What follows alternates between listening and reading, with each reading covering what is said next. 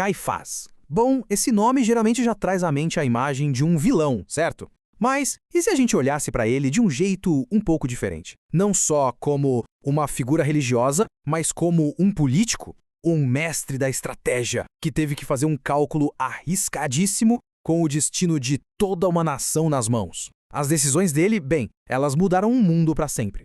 Olha só essa frase. É melhor que um homem morra pelo povo do que toda a nação pereça. Uau! Pesado, né? Essa é a declaração atribuída ao sumo sacerdote Caifás, e é exatamente essa frase, que ecoou por séculos, que está no centro do dilema que a gente vai desvendar aqui. Então a grande pergunta é, foram as palavras de um cínico, de alguém simplesmente cruel ou de um estrategista?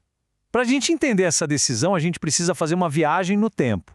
Mergulhar de cabeça na realidade política daquela época, do judaísmo do Segundo Templo, era um período, olha, de tensão máxima sobre o domínio romano. Afinal, o que estava em jogo ali de verdade? Ok, então vamos começar pelo começo. É fundamental deixar uma coisa bem clara. Caifás não é só um personagem de uma história antiga, sabe? Ele foi uma pessoa de carne e osso, uma figura histórica real. E o mais incrível é que a gente tem prova concreta disso. E essa prova veio num ano bem específico, 1990. Foi aí que uma descoberta arqueológica assim espetacular literalmente tirou Caifás das páginas dos livros e o colocou de vez no mapa da história documentada. O que encontraram? O chamado ossuário de Caifás. Pensa numa caverna funerária lá em Jerusalém. Dentro dela, uma caixa de calcário toda ornamentada, usada para guardar ossos. E na caixa, uma inscrição: José, filho de Caifás. E dentro, os restos de um homem de uns 60 anos. Ou seja, é uma confirmação arqueológica espetacular da existência dele. Isso muda tudo, né? Agora a gente sabe que está falando de história, não de mito. E com a existência dele provada, a gente pode começar a investigar de onde vinha tanto poder. E para entender o Caifás, a gente precisa olhar para a sombra dele, para quem estava por trás de tudo, o sogro dele, Anás ben Sequia.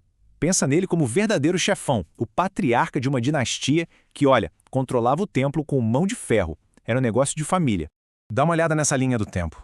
De 6 a 15 d.C., Anás é o sumo sacerdote. Depois, de 16 a 17, vem o filho dele, Eleazar. Aí, de 18 a 36, entra o genro Caifás. Depois dele, em 37, outro filho de Anás, Jonatas. E ainda teve mais um, Matias, lá por 42. É impressionante. O que a gente vê aqui é um verdadeiro monopólio familiar sobre o cargo mais poderoso da Judéia. O Anás podia até ter sido deposto oficialmente, mas a família dele continuou mandando por décadas. E o Caifás foi quem ficou mais tempo no poder.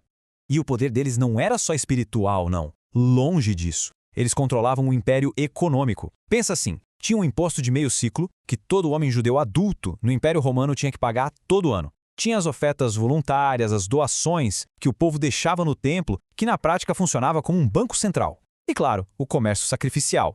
Eles tinham um monopólio da venda dos animais para os sacrifícios e do câmbio das moedas. Cada centavo que entrava ali fortalecia o poder dessa família e dava a eles muita barganha para negociar com Roma. E tem um detalhe aqui que não é nem um pouco coincidência. O longo tempo que Caifás ficou como sumo sacerdote, de 18 a 36 d.C., bate exatamente com o período em que um certo romano estava no poder na região. O nome dele? Pôncio Pilatos. E a relação dos dois era o que a gente chama de simbiótica. Pensa bem, de um lado, Caifás, a esfera dele, a autoridade religiosa, a aristocracia local.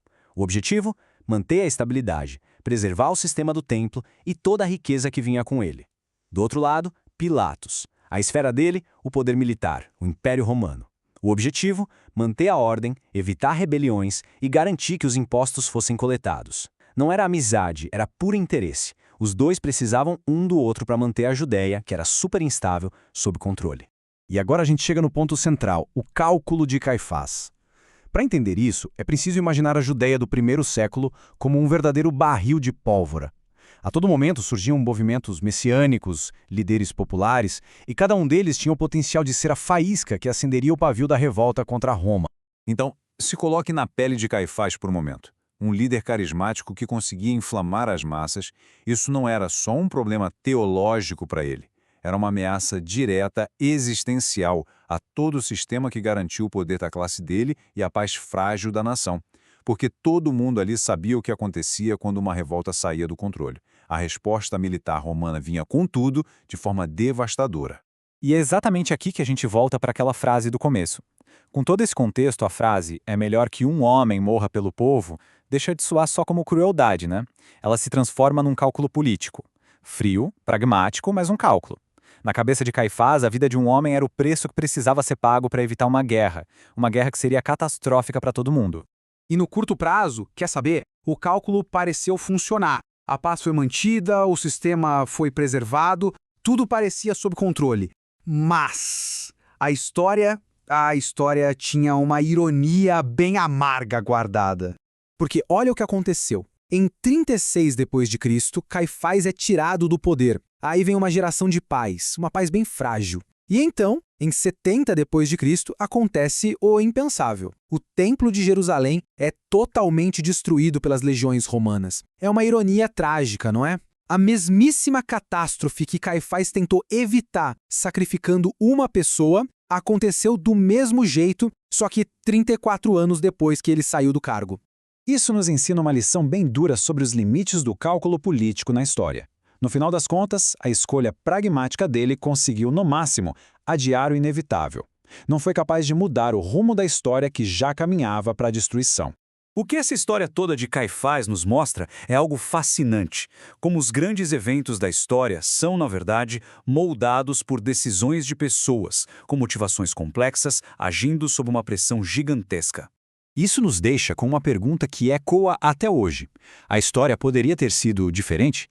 É um lembrete de que os grandes acontecimentos não são um destino inevitável. Eles são o resultado de escolhas humanas. Fica a reflexão.